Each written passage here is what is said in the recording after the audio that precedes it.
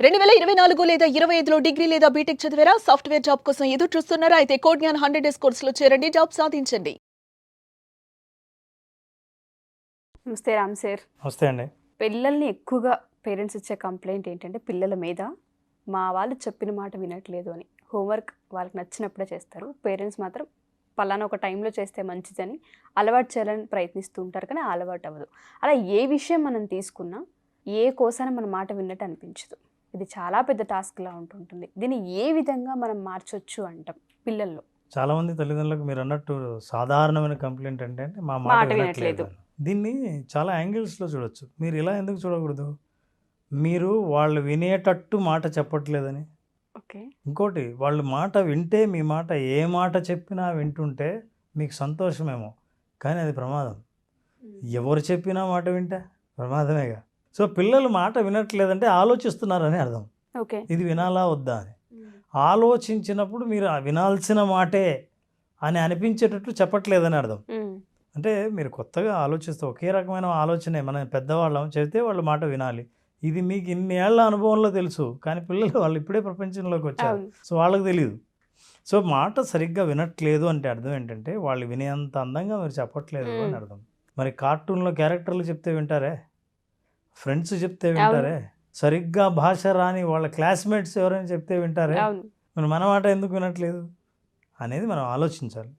యాక్చువల్గా అంటే పిల్లల సామర్థ్యానికి, అంటే పిల్లలు మాట వినడానికి కానీ సరిగ్గా బిహేవ్ చేయడానికి కానీ చాలా కారణాలు ఉన్నాయి. వాటిల్లో ఒకటి ఏంటంటే, పిల్లలు ఏదైనా తప్పు చేస్తే, పిల్లలు తప్పు చేసినా సరిగ్గా మార్కులు తెచ్చుకోకపోయినా, సరిగ్గా చదవకపోయినా, చెప్పిన మాట వినకపోయినా వాళ్ళని ఇగ్నోర్ చేయడం, పట్టించుకోకపోవడం ఉందే, లేదా అతిగా పట్టించుకోవడం ఉందే, అంటే ఓవర్గా ఫోర్స్ చేయడం ఒకటి, లేదా అసలు పట్టించుకోకపోవడం. ఫర్ ఎగ్జాంపుల్ మీరు క్లాస్ రూమ్లో చూస్తే టీచర్ అరే వీడు ఎంత చెప్పినవాడికి అర్థం కాదు అని ఏ చివరిలోనో కూర్చోబెట్టడము, ఆ స్టూడెంట్ని ప్రశ్న అడగకపోవడం, ఆ స్టూడెంట్ని ఎంగేజ్ చేయకపోవడం, ఆ స్టూడెంట్ని ఏదైనా సరే వాళ్ళ పుస్తకాలను చూసి సరిదిద్దాలన్న ప్రయత్నం వాళ్ళకి చేయకపోవడం, ఇవన్నీ చేయకపోవడం, ఇగ్నోర్ చేయడం, పట్టించుకోకపోవడం తల్లిదండ్రులు కానీ టీచర్లు కానీ వాళ్ళ సామర్థ్యం తగ్గిపోవడానికి ప్రధాన కారణం.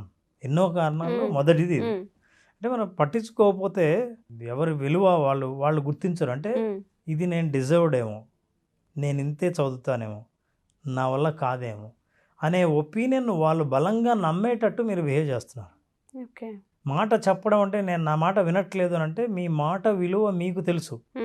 ఇలా ప్రవర్తించాలా, ఇది చేయాలి, ఇది చేయకూడదు అన్న విషయం మీకు తెలుసు. ఇది ఎందుకు చెయ్యాలి, ఎందుకు చేయకూడదు అన్న విషయం వాళ్ళకి తెలియకపోవచ్చు. ఇప్పుడు ఉదాహరణకి నా దగ్గర కొన్ని వస్తువులు ఉన్నాయి, మీకు చూపిస్తా. ఉషా గారు, నా దగ్గర ఇక్కడ కొన్ని వస్తువులు ఉన్నాయి. వస్తువుల్లో రకరకాలైన మెటల్ ఉన్నాయి, రకరకాలవి ఉన్నాయి, కనిపిస్తున్నాయి, మీకు తెలుస్తుంది. ఇందులో అన్నిటికంటే విలువైంది, కాస్ట్లీ అయింది, మీరు జాగ్రత్తగా చూసి ఏదో చెప్పండి. అన్నిటికంటే విలువైంది ఎస్, ఈ రింగ్ అనుకుంటున్నాను నేను, ఎందుకంటే ఇది ప్లాటినం. అవునా? ఓ, అందుకని పికప్ చేశారు, డిఫరెంట్గా ఉంది. ఓకే. దాని తర్వాత దీని తర్వాత అయితే గోల్డ్లో ఇది గ్రామ్స్లో ఎక్కువ ఉంటుంది కాబట్టి చైన్. ఓకే. సో ఇది దానికంటే విలువైంది. Very good. దీని తర్వాత అంటే ఇది, దాని తర్వాత ఇది ఇది ఇది అవుతుంది సార్. ఏది లాస్ట్ లేదు? లాస్ట్ ఇదే సార్. Okay, very good. మీరు బాగా అసలు చూస్తూనే క్యాల్కులేట్ అద్భుతంగా చేశారే. Very good. సో ఈ వస్తువుల్లో విలువైనది ఇది, దీని తర్వాత ఇది, దీని తర్వాత ఇది, చివరిలో ఇది. మీరు గమనించారా? ఇంతవరకు విలువైన దాన్ని చేత్తో తీసుకొని, ఆ తర్వాత విలువైన దాన్ని మళ్ళీ చేత్తో తీసుకుని, మెల్లిగా విలువ తగ్గిన వాటిని తగలను కూడా తగలకుండా అది తర్వాత ఇది, తర్వాత ఇది అని వదిలేశారు.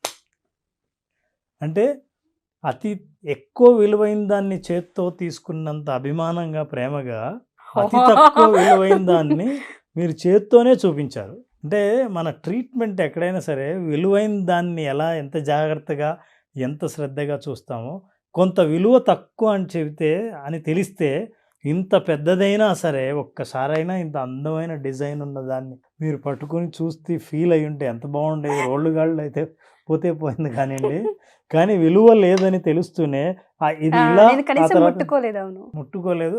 అందులో చివరిది అయితే దూరం నుంచే వేలు చూపించారు.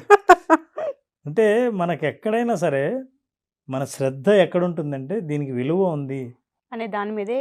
ఈ పిల్లవాడికి ఈ అమ్మాయి బాగా మంచి టాలెంట్ ఉంది అన్నప్పుడు మనం ఎక్కువ శ్రద్ధ చూపిస్తాము. తక్కువ ఉంది అని అంటే ఇట్లా చూపిస్తాం.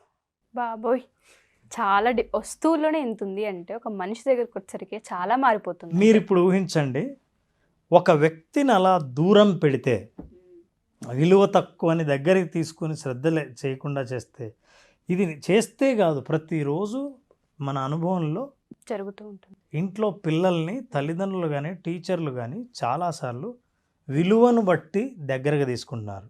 నిజం చెప్పాలంటే తల్లిదండ్రులకు టీచర్లకు పిల్లల సామర్థ్యాన్ని పెంచే బాధ్యత ఉంది. పెంచాలంటే ఎవరిది పెంచాలి? ఎవరి సామర్థ్యం తక్కువ ఉందో వాళ్ళది పెంచే ప్రయత్నం చేయాలి. మరి వాళ్ళ తక్కువ ఉన్న వాటిని దూరంగా నుంచి వీళ్ళకి తక్కువ, అబ్బాయి ఎడిగిరా దిస్ ఫెలో ఇస్ నెంబర్ 1 అని అన్నాడంటే, ఇక లాస్ట్ ర్యాంక్ వచ్చిన వాడు, తక్కువ మార్కులు వచ్చిన వాడికి ఇంట్రెస్ట్ ఏముంటుంది? సో ఉండదు. మనం ఇది ఎలా చేసామో ఇది మీరు ఖచ్చితంగా బాగా మెజర్ చేశారు చూసి. అంటే ఆడవాళ్ళుగా మీరు వస్తువు విలువను ఎంత బాగా చేశారో, అది జనరల్ మీరు ఒక బయర్గా వస్తువు విలువను వెలువ కట్టారు. అట్లాగే తల్లిదండ్రులుగా పిల్లల్ని వాళ్ళని రేటింగ్ చేస్తే ఇలాగే చూస్తాం మనకు తెలియకుండానే. వాళ్ళ మీద కోప్పడడం కానీ, అరవటం కానీ, తక్కువ చూడడం కానీ. ప్రేమ విషయం వేరు. నేను తల్లిదండ్రుల ప్రేమ తగ్గుతుందని నేను అనట్లేదు. కానీ వాళ్ళ చదువు విషయం వచ్చేసరికి ఎలా ట్రీట్ చేస్తున్నాం, ఏ మాటలు వాడుతున్నాం, ఏ భాష వాడుతున్నాం, ఇది వాళ్ళ సామర్థ్యం తగ్గిపోవడానికి కూడా ప్రధాన కారణం. టీచర్లు కూడా అంతే. విలువను బట్టి, వాళ్ళకున్న కెపాసిటీని బట్టి, సామర్థ్యాన్ని బట్టి, క్యాపబిలిటీని బట్టి, కాంపిటెన్సీని బట్టి దూరము దగ్గర ఎప్పుడైతే చేస్తామో వాళ్ళ సామర్థ్యం తగ్గడానికి ఇది ఒక ప్రధానమైన కారణం. బట్ కానీ ఎప్పుడూ దీన్ని క్రాస్ చెక్ చేయరు పేరెంట్స్ కానివ్వండి, టీచర్స్ కానివ్వండి. సింపుల్ అండి. 2 పిల్లలున్న తల్లి, ఆవిడ ఇంట్లో వంటింట్లో పని చేసుకుంటుంది. 2 ఆడుకుంటున్నారు. ఒక అబ్బాయి బొమ్మలతో ఆడుకుంటున్నాడు, ఇంకో అమ్మాయి గట్టిగా ఏడ్చింది. ఇప్పుడు అమ్మ వంటింట్లోంచి ఎవరి దగ్గరికి వస్తుంది? ఏడ్చే వాళ్ళ దగ్గర, ఏడ్చే అమ్మాయి దగ్గరికి వస్తుంది. ఆడుకుంటున్న అబ్బాయి చూస్తాడు, ఓకే. మళ్ళీ కాసేపు ఉండి ఆ అమ్మాయి ఏడుస్తుంది. అమ్మ వచ్చి అమ్మాయిని చూస్తుంది. మళ్ళీ కాసేపు ఉండి వీడికి అర్థమవుతుంది, అమ్మ రావాలంటే మనం బుద్ధిగా మర్యాదగా మన పని చేసుకుంటుంటే మన దగ్గరికి రాదు. మనం ఏం చేయాలి? ఏడవాలి. సో ఏడవడం మొదలు పెడతాడు. అప్పుడు అమ్మ ఇక్కడికి వచ్చేస్తుంది. మన అటెన్షన్ ఎక్కడ చూపిస్తుంటాం? ఏదైతే అవసరం లేదో దాని మీదకి ఎక్కువ వెళ్తూ ఉంటుంది. నిజం చెప్పాలంటే అసలు చైల్డ్ సైకాలజీలో చాలా విషయాలు చెప్తారు, ఎలా పేరెంట్స్ ట్రీట్ చేయాలి అని. మనం ప్రేమతో ట్రీట్ చేసేది వేరు, వాళ్ళని ఎలా ట్రీట్ చేస్తే వాళ్ళు ఎలా బిహేవ్ చేస్తారని తెలుసుకోవడం చేయటం వేరు. మన ఇష్టం వచ్చినట్లు మనం చేసి వాళ్ళు మన ఇష్టం వచ్చినట్లే వాళ్ళు బిహేవ్ చేయాలని అనుకోవడం పొరపాటు. మీ ఇష్టం వచ్చినట్టు మీరు చూపించిన ప్రేమ మీ ప్రేమ కోసం చూపించారు, కానీ వాళ్ళకి ఏమనిపించిందో వాళ్ళు అలా బిహేవ్ చేస్తారు పిల్లల అమాయకులు. ఈ విషయాన్ని మనం తెలిసినప్పుడు చాలా జాగ్రత్తగా మన మాటలు కానీ మన ప్రవర్తన కానీ అతి జాగ్రత్తగా ఉండాల్సిన అవసరం ఉంది. రెండవ కారణం ఏంటంటే, తప్పు చేసిన దాన్ని పదే పదే పదే విమర్శిస్తూ ఉండడం, గుర్తు చేయడం. తప్పుని ఎప్పుడైతే గుర్తు చేస్తుంటారో మీరు ఏం చేస్తుంటారంటే, మీ విలువ ఏంటో మీకే గుర్తు చేస్తున్నానే ప్రతిసారి గుర్తు చేస్తారు. చాలామంది అలా గుర్తు చేసినప్పుడు ఏమనుకుంటారంటే, ఇది తెలిసి వాళ్ళు విలువను పెంచుకునే ప్రయత్నం చేస్తారని. చేసుకోరు. అసలు విలువను నువ్వే నన్ను ఎవరు గుర్తించరు. తల్లిదండ్రి, టీచర్లు ఎవరైతే ఇంపార్టెంట్ ఉన్నారో వాళ్ళే విలువను గుర్తించలేదు. విలువను ఎక్కడ గుర్తిస్తారో వాళ్ళ వైపు ఎక్కువ మొగ్గు చూపుతారు. అది ఫ్రెండ్స్ అవ్వచ్చు, చెడు స్నేహాలు అవ్వచ్చు. మూడోది ఏంటంటే, మంచి పని చేసినప్పుడు అప్రిషియేషన్ లేకపోవడం. అసలు మీరు తక్కువ మార్కులు వస్తే తిడతారు, పొరపాటున గొడవ పడితే తిడతారు, గట్టిగా ఏదైనా అడిగితే నాకు కావాల్సింది అనుకున్నది తిడతారు. నేను మంచి పని చేసినప్పుడు, సహాయం చేసినప్పుడు, బుద్ధిగా ఉన్నప్పుడు, సమయానికి నిద్ర లేచినప్పుడు నన్ను ఎప్పుడు మెచ్చుకోలేదే. సో దీన్ని చాలా ఇగ్నోర్ చేస్తాం. సో అప్రిషియేట్ చేయడం కూడా చేయాల్సి ఉంటుంది.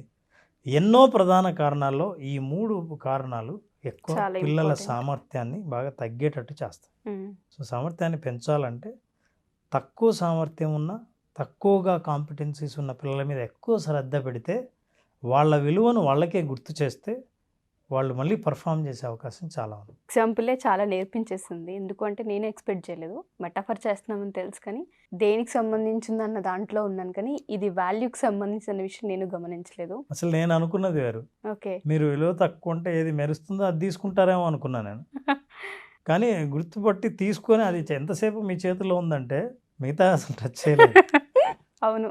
ప్రతి పేరెంట్స్ కూడా పిల్లల విషయంలో మనం ఎక్కువగా గమనించేది ఏంటంటే స్కూల్ అంటే ఫియర్ ఉంటుంది. ఎప్పుడైతే మనం స్కూల్స్కి వెళ్ళండి అని మొదలు పెడుతూ ఉంటామో కడుపు నొప్పి అని చెప్తూ ఉంటారు, లేదా స్కూల్లో జనాలు నచ్చలేదని చెప్తుంటారు. అదే చాలా పెద్ద ప్రాబ్లంగా తీసుకుని అకాడమిక్స్లో కాన్సన్ట్రేషన్ చేయలేరు. అండ్ దాంతోపాటు టీనేజర్స్ విషయానికి వస్తే తెలియకుండానే హార్మోనల్స్కి సంబంధించి కొన్ని చేంజెస్ మనం చూస్తూ ఉంటాం. దానివల్ల అది పెద్ద ప్రాబ్లంగా ఫీల్ అవుతూ ఉంటుంటారు. అది ప్రాబ్లమే, కానీ దాన్ని ఖచ్చితంగా సాల్వ్ చేసుకోవడానికి ఒక టూల్ కనుక ఉంటూనే ఉంటుంది. దాన్ని ఎవరు గమనించరు. పేరెంట్స్ కనుక ఒక్కసారి ఇది అబ్జర్వ్ చేసి ప్రతి ప్రాబ్లంకి సొల్యూషన్ ఉంటుంది. కొన్నిసార్లు అది మనతో అవ్వదు, ఎక్స్పర్ట్స్ దగ్గరికి పంపిస్తే బెటర్ అని అనుకుని ఒక చిన్న ప్రయత్నం కనుక మీరు చేస్తే సెప్టెంబర్ 15వ తారీఖు క్లాస్ ఉండబోతుంది. ఎస్పెషల్లీ ఎగ్జామ్స్ అంటే ప్రతి ఒక్కరికి ఫియర్ ఉంటుంది. ప్రతి ఎగ్జామ్కి మనం మోటివేషన్ ఇవ్వలేము, ప్రతి ఎగ్జామ్కి మనం దగ్గరుండి ప్రిపేర్ చేయించలేము. ఎన్నిసార్లు ఎగ్జామ్ పెట్టినా, ఎన్నిసార్లు ఎగ్జామ్స్ రాసినా ఫియర్ లేకుండా ఎగ్జామ్లో వచ్చే ప్రతి ప్రాబ్లమ్ని ఓకే నేను చెయ్యగలను అన్న కాన్ఫిడెంట్ని బిల్డ్ చేయగలిగితే మనం పిల్లలకి అంతకంటే ఏ వరం మనం ఇవ్వలేం. యాజ్ ఏ పేరెంట్స్గా దయచేసి రిక్వెస్ట్ చేస్తున్నాను, సెప్టెంబర్ 15th క్లాస్ ఉండబోతుంది. ఒక్కసారి క్లాస్కి పేరెంట్స్ మీరు కూడా అటెండ్ అయ్యి చూడండి. ఈ ఎక్స్పీరియన్స్ని మీరు కూడా అనుభవిస్తారు అసలు ఏ విధంగా ఉంటుంది అనేది. Thank you so much sir. నిజంగా అసలు వండర్ఫుల్. ప్రాబ్లం అనేది వస్తూనే ఉంటుంది లైఫ్లో, ఫేస్ చేయాల్సిందే, మనం తప్పదు. ఒక మూలన కూర్చొని ఉండంటే ప్రాబ్లం ఎప్పుడూ నెరవేరదు, ముందుకెళ్ళదు. అది ఎప్పుడైతే డిఫైన్ చేసామో సాల్వ్ చేయడం ఈజీ. అసలు డిఫైన్ చేయలేదు అంటే అది ప్రాబ్లమో కాదో తెలియని కన్ఫ్యూజన్లో అనవసరంగా సాల్వ్ చేయబోయి సమస్యను సృష్టిస్తాం. కాబట్టి డిఫైన్ చేయడం, ఆప్షన్స్ కనుక్కోవడం, ఈ ఆప్షన్స్లో ఒకదాన్ని అప్లై చేయడం, యాక్షన్ తీసుకోవడం, దెన్ దాన్ని ఎవాల్యుయేట్ చేయడం, నిజంగా మనకి ఆ ఆప్షన్ పనిచేస్తుందా లేదా అని. ఇవన్నీ చేసినప్పుడు లైఫ్లో క్లారిటీ వస్తుంది. Thank you so much Ram sir. ఈగర్గా వెయిట్ చేస్తున్నాను. లైఫ్ స్కిల్స్ ఫర్ చిల్డ్రన్, ప్రతి ఒక్క స్కిల్ వాళ్ళు నేర్చుకోవాల్సిన అవసరం ఉంది. అకాడమిక్స్లో ఫస్ట్ ఉంటే సరిపోదు, సమాజం పట్ల, మనుషుల పట్ల, వ్యక్తిత్వాల పట్ల ఎలా ఉండాలనేది ఫస్ట్ పిల్లలకి నేర్పించాల్సిన అవసరం ఈ రోజుల్లో ఉంది. లేచినప్పటి నుంచి పిల్లల బిహేవియర్స్ గురించే మాట్లాడుకునే సిచ్యుయేషన్స్లో ఆ సమాజంలో మనం ఉన్నాం. కాబట్టి ఆ జాబితాలో మన పిల్లలు ఉండకూడదు అనుకునే ఏ తల్లిదండ్రులైనా సరే ఒక్కసారి ఈ క్లాస్కి అటెండ్ అయితే సరిపోతుంది. చిల్డ్రన్ అంటే పిల్లవాళ్ళే కాదండి, చిన్నపిల్లలే కాదు, మనం స్టూడెంట్స్ అంటే చిల్డ్రన్ 7th నుంచి అబవ్ అని మాట్లాడుకున్నాం. స్టూడెంట్స్గా ఉన్న వాళ్ళు ఎవరైనా సరే వాళ్ళకి అవసరమైన ఈ స్కిల్స్ నేను చెప్తున్నాను కదండి. ఏ స్థాయిలో అయినా సరే, ఎట్లాంటి ఆర్గనైజేషన్లో, ఏ ప్రొఫెషన్లో, ఏ డిపార్ట్మెంట్లో ఉన్నా సరే ప్రాబ్లమ్ సాల్వింగ్ స్కిల్స్ అన్నవి మస్ట్ ఉండవలసిన స్కిల్స్ అని ఆర్గనైజేషన్ కూడా వాళ్ళకి ట్రైనింగ్ ఇస్తుంది. సో ఇందులో ఒక అంశం మనం నేర్పించే 5 రోజుల కోర్సులో ఇది ప్రాబ్లమ్ సాల్వింగ్ స్కిల్స్ అన్నది ఒక ఏరియా. సో ఇలాంటి లైఫ్ స్కిల్స్ కొన్ని మనం సెలెక్ట్ చేసుకొని కీ లైఫ్ స్కిల్స్ ఏవైతే ఉన్నాయో వాటిని మనం 5 రోజులు హైలైట్ చేసి చెప్తున్నాం. Sure sir. Thank you sir. Thank you so much. Thank you very much.